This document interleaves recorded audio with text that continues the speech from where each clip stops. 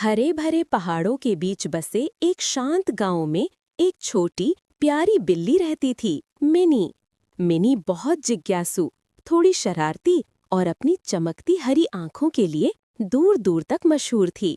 उसी गांव में एक बड़ा, ताकतवर पर बेहद नम्र कुत्ता रहता था, शेरू।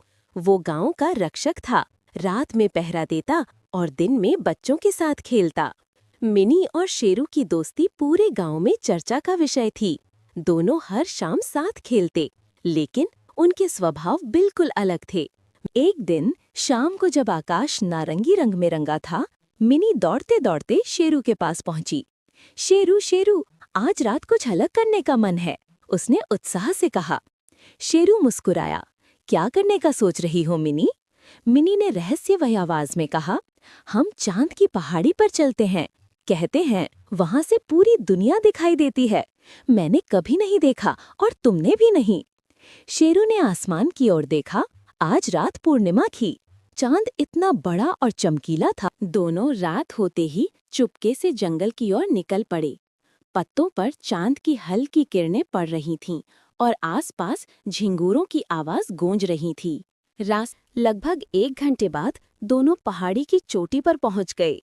ऊपर पहुंचते ही मिनी की आंखें आश्चर्य से चौड़ी हो गईं।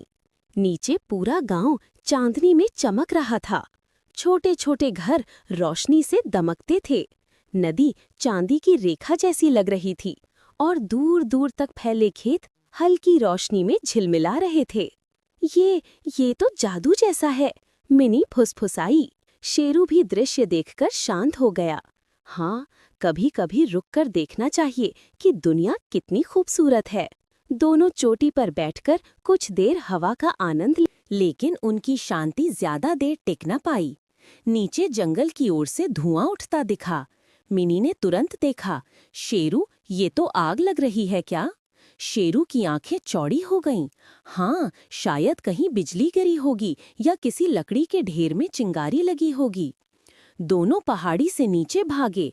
आग छोटी थी, लेकिन अगर समय रहते बुझाई नहीं जाती तो पूरे जंगल को नुकसान हो सकता था और गांव के लोग भी चिंतित हो जाते। शेरू ने तुरंत योजना बनाई।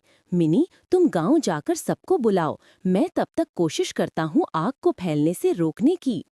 मिनी को डर लग रहा था, पर उसने अपने वादे को याद किया। वो बिजली की गति से गांव की ओर दौड़ पड़ी। शेरू ने पास की मिट्टी और रेत से आग को रोकने की कोशिश की। उसका फर झुलसने लगा था, लेकिन कुछ ही मिनटों में मिनी पूरे गांव को साथ लेकर लौटी। लोग पानी की बाल्टियां और